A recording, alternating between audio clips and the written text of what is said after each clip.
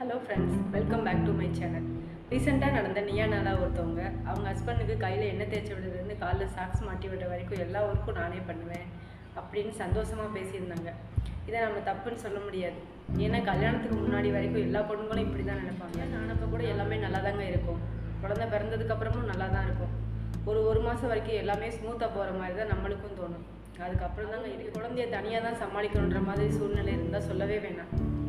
குழந்தைய பெற்றோம்னு தோணாது, ஏண்டா பிறந்தோம்னு தோணும். காலை மாலைன்னு எந்த பொழுதும் இருக்காது, தூக்கம் துக்கம்னு எந்த உணர்வும் தூங்கும்போது நாமளும் தூங்கலாம்னு நினச்சா சிங்க்கு நிறைய பாத்திரம் பல்ல இழிச்சிட்டு கிடக்கும். சரி மாங்குன்னு அதை தேய்ச்சிடலான்னு நினைப்பீங்க, அதுதான் தப்பு.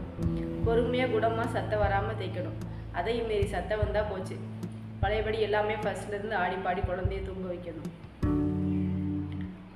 ஆனால் தூக்கம் வரும், குழந்தைக்கு இல்லை. சரி பேசாமல் படுக்கட்டும்னு சமையல் கட்டு பக்கம் போவீங்க.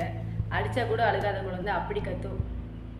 எப்படியோ சமாளித்து அதையும் தூங்க வச்சு நம்மளும் அது கூடவே தூங்கணும். இதுக்கு இடையில துணி துவைக்கிறது, வீட்டை சுத்தம் பண்ணுறது, பாத்திரம் கழுவுறது, ஏன் குழந்தைக்குன்னு தனி சாப்பாடு, இப்படி எல்லா வேலையும் முடித்து தூங்குறதுக்கு நைட்டு 2 மணி ஆயிரும். 2 மணிக்கு கூட நீங்கள் தூங்கணுமான்னு முடிவு பண்ணுறது உங்கள் குழந்தை தான். என்னதான் வெளியில் நம்ம இன்ஜினியர்னு சொல்லிக்கிட்டாலும் இங்கே பிளானிங் இன்ஜினியர் என்னவோ நம்ம குழந்தை தான். மிஷன் கம்ப்ளீட்டர்னு சேரில் உட்காரலாம் நினைக்கும் போது அங்கேருந்து ஒரு சத்தம் வரும். அது 1 பாத்ரூமா 2 பாத்ரூமான்னு பார்த்து பாத்ரூம் தூக்கிட்டு போகணும். நீங்கள் சாப்பிட்டுட்டு இருந்தாலும் இதான் நிலமை. முக்கியமாக சாப்பிடும்போது மட்டும்தான் இப்படி நடக்கும். ஆமாம், கை காலில் எண்ணெய் தேய்ச்சி விட்டு சாக்ஸ் மாட்டி விட்டீங்களே, அவர் எங்கே கதையில் காணணும்னு கேட்காதீங்க. அப்பப்போ வருவாங்க.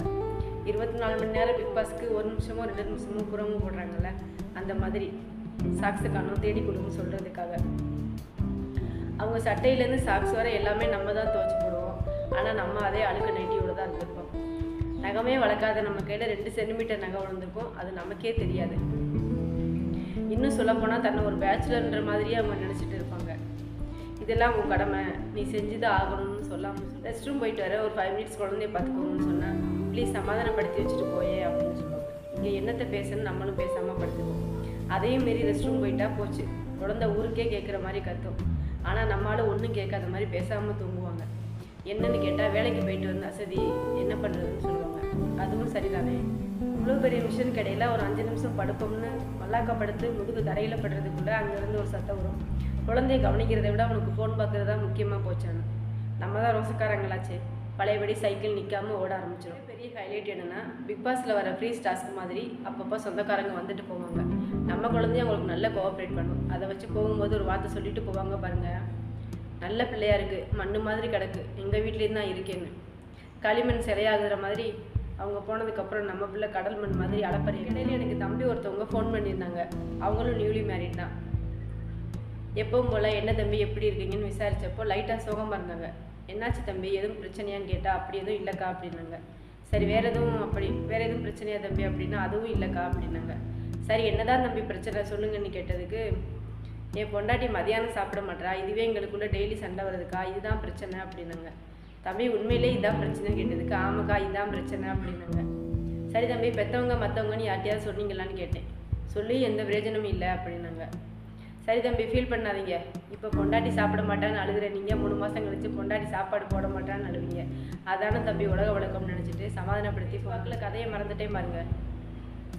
இப்படி அலப்பறை கலப்பரம்னு உங்கள் குழந்தை அலப்பறை பண்ணாலும் முதலாக புரியாத மொழியில் பேசும்போது அது அம்மா சொல்லுதா அப்பா சொல்லுதா நமக்கே தெரியாது. ஆனால் அள்ளி கொஞ்சம் தான் தோணும். நம்ம அங்கிட்டு இங்கிட்டு நடந்துட்டு இருப்போம், நம்ம குழந்தை தலையை அண்ணாந்து பார்க்கும். அதுக்கே 1000 இரவுகள் தூங்க மாதிரி தலையை அண்ணாந்து பார்த்து குட்டி சட்டியோட குழந்தை படுத்திருக்க போட்டோ மேக்ஸிமம் எல்லா வீட்லேயுமே இருக்கும்.